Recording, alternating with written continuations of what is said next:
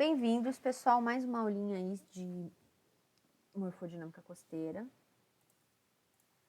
Hoje a gente vai falar sobre os métodos indiretos, um método, na verdade, indireto nos estudos morfodinâmicos. Tá? A gente vai falar, dando continuidade, né, sobre videoimagens. Tá? O sistema Argus. O sistema Argus foi o primeiro sistema de videoimagens. Hoje é um sistema proprietário que tem que ser comprado, tá? É um sistema de monitoramento com câmeras, ó, aqui a gente tem a imagem da torre lá da EMA, logo que foi instalada, com 4 câmeras, que fica filmando a praia, tá? O sistema Argus é um sistema proprietário que foi instalado aqui porque eles tinham interesse na lama e tudo mais, eles nos doaram o sistema. O pessoal dos Estados Unidos, o Rob Holman é o cara que inventou isso aí, e o Stanley, que é o falecido John Stanley. Mas hoje em dia existem N, tem o Sirena, tem muitos, se a gente procurar, tem muitos inclusive livres para serem implementados, tá? Mas o primeiro foi o Argus. Então, como é que funciona? São sensores passivos, ou seja, câmeras, que vão coletar, precisam da radiação visível, apesar de existirem câmeras com infravermelho também, que funcionam à noite, mas no padrão não é. Elas captam a radiação refletida, ou seja, tiram fotos, né? Ou filmam, agora as mais novas. Aqui a gente tem os dois sistemas que foi instalado. A gente teve esse sistema por 7 anos aqui lá na EMA. E esse aqui foi um teste que a gente fez com o livre, com 3 câmeras, mas as câmeras não eram muito boas e tal. Ali em cima do Vila Moura também, a gente tem uns 2 anos de monitoramento ali em cima do Vila Moura. Tem, ó. Aí isso aqui é lá no teto do Vila Moura. A gente instalou uma haste e colocou as 3 câmeras. Na EMA eram 4. Tá? Então, normalmente elas são instaladas em lugares altos, em cima de prédios, em faróis, em torres. Aqui é um exemplo do Argus lá de Massaguaçu, que é no litoral de São Paulo, que é em cima de um hotel também. E aqui um na Holanda, com 5 câmeras, para vocês terem uma noção. E aí, como é que funciona, tá? A aquisição, ela é horária, 10 minutos por hora. Cada câmera coleta 10 minutos de imagens a cada hora de luz do dia, tá? Essa é a principal vantagem, tá? A gente tem um dado por hora todos os dias do ano, todos os dias da semana. E a gente consegue monitoramento a longo prazo. A gente tem esse dado aqui para o cassino para 7 anos, dado diário, horário da situação da praia por 7 anos. É uma série temporal incrível para os nossos padrões brasileiros. Tá? E aí, o sistema ele te dá 3 produtos a princípio, tá? Porque ele filma, os sistemas mais antigos tiravam fotos mesmo, os sistemas mais novos fazem um vídeo, e aí tratam esse vídeo e geram 3 produtos que a gente chama. O primeiro é um snapshot. É uma imagem instantânea de cada hora, que é uma foto, que é para a gente ter as condições gerais da praia, ver qualquer coisa e tirar alguma dúvida. Mas não é o dado que se usa mesmo. A gente tem o que é o dado mais usado, que é o Timex. O Timex, ele é uma média de 600 imagens a 1 Hz. Então, ele fica 10 minutos captando uma imagem em cada Hertz, uma imagem por segundo, né, a 1 Hz, e aí faz a média. Quando a gente faz a média, o que acontece? Seria similar a uma imagem de alta exposição de uma câmera fotográfica. O que acontece? Onde está sempre quebrando onda, fica branquinho, ó. E aí a gente tem, e aí aqui, ó, a espuminha do swatch nos diz a posição da linha de praia também. Então, a partir do Timex, a gente consegue a posição preferencial ali de quebra, que é a posição dos bancos, né? Aproximadamente a posição dos bancos, tá? E a posição da linha de praia também fica bem nítida. Esse é o Timex. E ele dá também um outro produto que é a variância. apesar de chamar variância, ela não é a variância, ela é o desvio padrão das mesmas 600 imagens que geram o Timex. O Timex é a média e o variance é o desvio padrão. Então, como é que funciona? Quando o desvio padrão é baixo, ou seja, aqueles pixels, aqueles quadradinhos, aquela parte da imagem, ela praticamente não mudou, porque o desvio padrão é baixo, da cor de cada pixel. Isso é a média da cor de cada pixel da imagem. E o desvio padrão da cor de cada pixel da imagem. Quando o desvio padrão é baixo, a imagem fica escura. Quando o desvio padrão é alto, significa que mudou muito a cor daquele pixel e aí a imagem fica clara. Tá? Então, a gente tem a praia imersa, a parte imersa da praia fica escura e a parte submersa, onde tem a quebra das ondas principalmente, fica bem clara. Tá? E aí já existem alguns trabalhos que para a gente conseguir a melhor posição dos bancos, a gente usar uma composição da posição dos bancos observada pela variância, lugar de maior desvio padrão, junto com o Timex, junto com a média, tá? A gente tem posições mais acuradas. E aí aqui, porque só para vocês terem uma noção, como é que as coisas são posicionadas nessas imagens, né? Com a posição dos pixels, tá? Então, a gente tem aqui um exemplinho, ó, uma foto de um cervinho. A gente sabe que a imagem, ela é dividida em pixels, que são esses quadradinhos, ou pixels, né? E cada pixel tem uma posição, que é o número da linha e da coluna, né? Então, cada pixel tem uma posição, certo? Então, as coisas nas imagens também, esse banco aqui tem um monte de pixel, cada pixel tem um lugar, uma posição na imagem U e V, tá? E aí, como é que a gente faz? Porque a gente precisa saber a posição dessas coisas no mundo real. Nos interessa a posição da linha de praia no mundo real, não me interessa a posição da linha de praia na imagem. Como é que a gente relaciona as posições na imagem com as posições no mundo real? A gente tem esses pontos de controle, que são os GCPs, Ground Control Points, tá? Em todas as imagens tem que ter, ó, aqui tem uma aqui atrás que foi coberta pela duna. Isso a gente tinha que ter uma manutenção também constante, porque as dunas mudam, isso aqui era na EMA, as dunas mudam de lugar e aí elas cobrem os GCPs. Essas dunas aqui cresceram muito desde a instalação do Argus, lá em 2005, tá? Elas cresceram demais, então muitos GCPs tiveram que ser relocados, a gente confeccionou novos para instalar e tal. Como é que são esses pontos de controle? Eles são pontos, a gente instala eles lá, eles têm que estar visíveis nas imagens, e eles têm X, Y e Z no mundo real, conhecidos. A gente vai lá com um GPS RTK ou com uma estação total e pega a posição deles, de vários pontinhos deles, a gente conhece as posições do mundo real dos GCPs e a gente conhece as posições na imagem também dos GCPs, né? É só a gente ir aqui na imagem e aí a gente relaciona, e a gente também conhece a posição das câmeras. E aí a gente relaciona, ó, aqui seria a imagem, aqui é a câmera, aqui é a imagem e aqui é o mundo real. A gente relaciona essas três coisas com algumas equações que a gente chama de transformações fotogramétricas, que eu não vou entrar aqui, mas aí a gente consegue relacionar essas coordenadas na imagem às coordenadas no mundo real. E aí a gente consegue posicionar as imagens, ó, aqui é um exemplo das 4 câmeras que a gente tinha, elas tinham zooms diferentes. Então, câmera 1, câmera 2, deixa eu pegar a caneta. Aqui é a câmera 1, ó.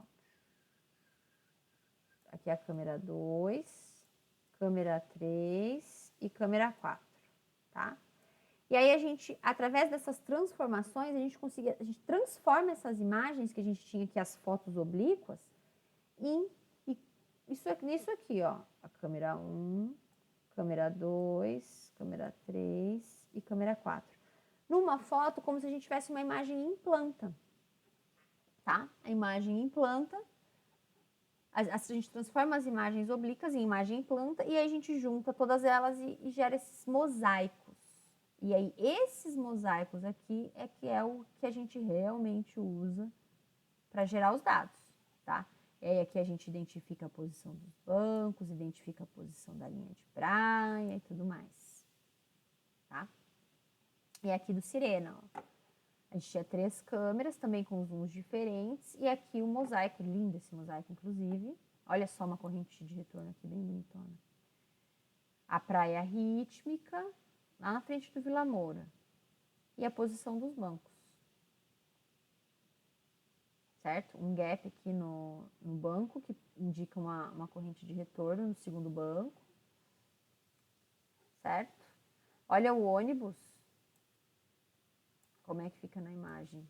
Fica meio distorcidinho, né? O campo de dunas e a linha d'água. O carro vira um tracinho. Lá na M é bem clássico, a gente tem as imagens com tracinho, que são os carros.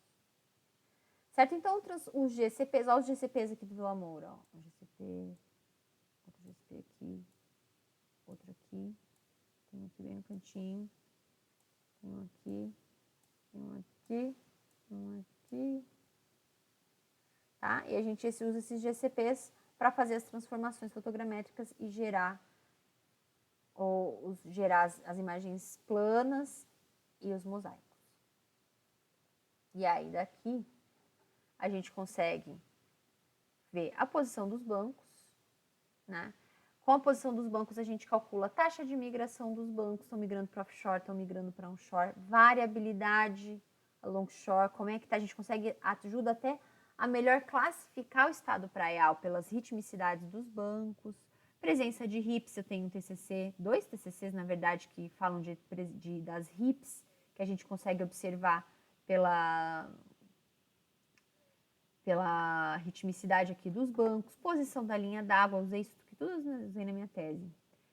A gente vê a migração ao longo do tempo, muita coisa a gente consegue tirar só com a imagem, mas o Argus não para por aí.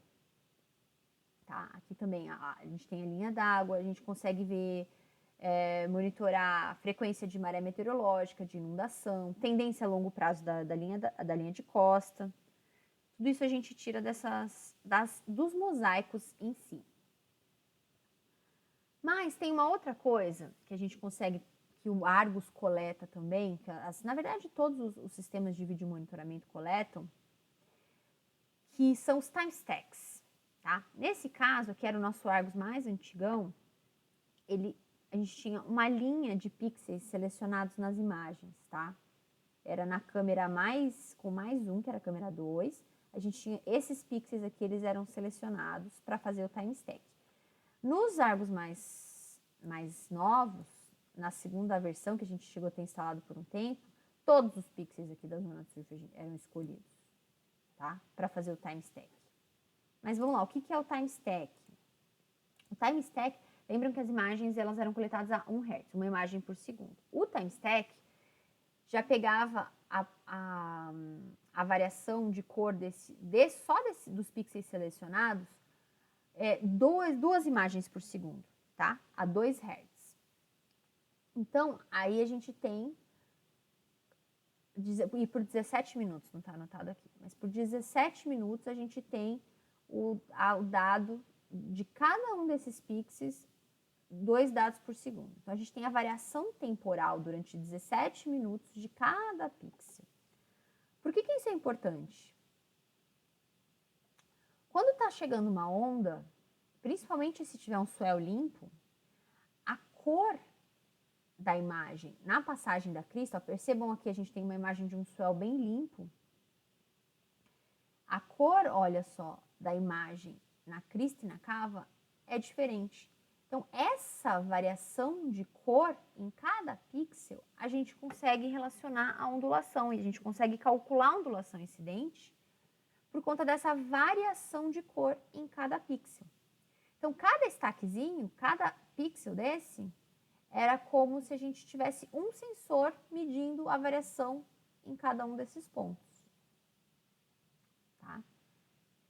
E aí, a gente tem, através desses time stacks, que a gente está acompanhando a variação de cor em cada um desses pixels, esse daqui era o time stack que a gente usava para calcular a ondulação incidente. Então, a gente já está agora falando de hidrodinâmica, além da posição dos bancos, forma e tudo mais, que a gente estava fazendo o trabalho em planta, né? Aqui a gente já está trabalhando em hidrodinâmica, ó, calculando ondulação incidente.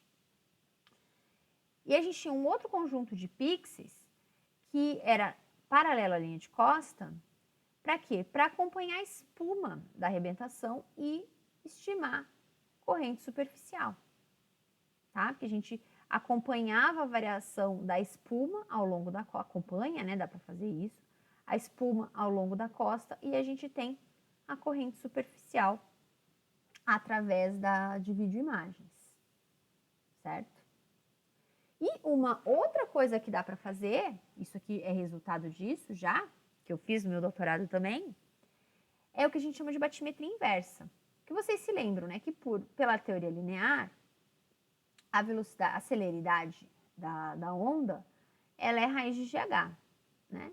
Então, se a gente conhece a celeridade, que a gente consegue pelo pixel de ondas, né? A gente consegue calcular a velocidade que a onda está se propagando.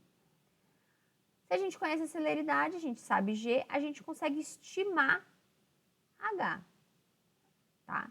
Então, óbvio que não é tão simples assim, só aplicar essa equação, mas essa é a base teórica da história, tá? E aí a gente conseguia também estimar a batimetria através